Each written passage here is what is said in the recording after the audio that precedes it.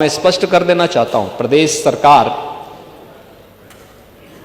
किसी भी विद्यालय को बंद नहीं करने जा रही है। किसी भी विद्यालय को बंद नहीं करेंगे। प्रदेश सरकार ने तय किया है कि इंटीग्रेटेड कैंपस बनने चाहिए बच्चों के लिए, जहां पे वह प्री प्राइमरी से लेकर के और सीनियर सेकेंडरी लेवल तक के स्कूल की शिक्षा प्राप्त कर सकें। उसी के मॉडल दिए गए हैं अटल आवासीय विद्यालय। पांडे जी, मैं जाऊंगा, यहां पे हमारे श्रम और सेवायोजन मंत्री हैं राजभर जी, श्री अनिल राजभर से कहूंगा कि एक बार आपको अटल आवासीय विद्यालय का दौरा करवाएं। अभी मैं बिलारी में भी आया था, बिलारी के विधायक भी नहीं होंगे यहां पे, हाँ भाग गए होंगे, क्योंकि स्वतंत्र देव जी ने ऐसी कसम उनको खिला दी है कि वो बेचारे समझ ही नहीं पा रहे होंगे कि किसके नाम पे कसम खाएं। ऐसी कसम मत खिलवाया करे जी। नहीं, मैं भी कह रहा हूं ना, किसके नाम पे करें, और खन्ना जी किसके नाम पे कसम खा देंगे।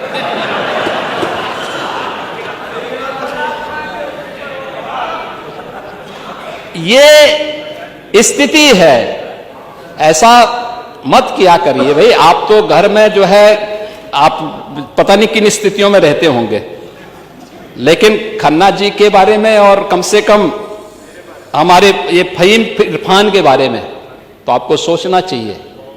और बेचारा भी अपनी किस्मत को कोस रहा होगा कि आपने ऐसी कसम खिला दी।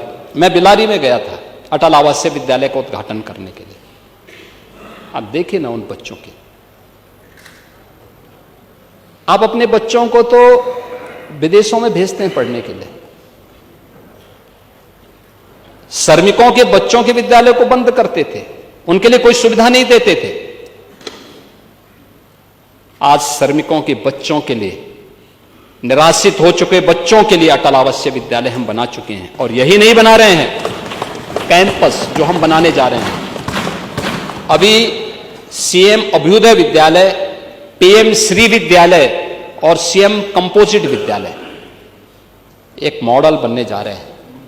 कस्तूरबा गांधी विद्यालयों को भी अपग्रेड किया गया। 8वीं तक थे, गरीब परिवारों की बच्चियां पढ़ती थी, 12वीं तक की बच्चियां उसी कैंपस में पढ़ेंगी। सभी प्रकार की सुविधाओं को वहां पर सरकार ने उपलब्ध करवा दिया है, ये भी वहां पे उपलब्ध कराई गई। और 29,000 से अधिक जिन विद्यालयों की बात कर रहे हैं, 27,000 विद्यालय हैं, 27,000 विद्यालयों को हमने स्वेच्छा से इस बात के लिए कहा कि जो विद्यालय चाहेंगे, 50 से कम छात्र हैं तो 1 किलोमीटर के दायरे में, 1 किलोमीटर का दायरा बहुत लंबा नहीं होता। पांडे जी, आप 4-4 किलोमीटर जाते थे, क्यों बच्चों के भविष्य के साथ खिलवाड़ कर रहे हैं। उन विद्यालयों को इंटीग्रेटेड कैंपस, छात्र शिक्षक रेशियो ठीक हो जाए, छात्र शिक्षक रेशियो कम से कम 3 शिक्षक जरूर हो उन विद्यालयों में। अगर छात्र संख्या ज्यादा है, शिक्षक की संख्या बढ़ाइए। हमने इस बात को कहा है कि 22 छात्रों पे 1 शिक्षक की उपस्थिति जरूर हो, यह अनिवार्य किया जाए। और बाकी जगह खाली होती हैं, अधियाचन भेजिए, हम आयोग के माध्यम से नई भर्ती करवाएंगे। शिक्षा आयोग नई भर्ती करेगा और ये समय पे होना चाहिए।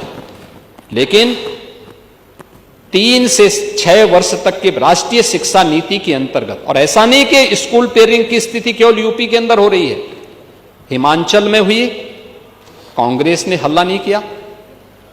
कर्नाटक में हुआ, कांग्रेस ने हल्ला नहीं किया। अन्य राज्यों में हुआ, कहीं हो हल्ला नहीं हुआ। यूपी में हम कर रहे हैं कि नहीं, अच्छा कैंपस मिलना चाहिए, छात्र शिक्षक रेशियो ठीक होना चाहिए, शिक्षा की गुणवत्ता पे ध्यान दिया जाना चाहिए, क्योंकि जब छात्रों पे विशेष ध्यान देना है तब उन बच्चों के लिए शिक्षक उपलब्ध ना हो। क्या स्थिति है, कहां आप देश के भविष्य के साथ खिलवाड़ करेंगे।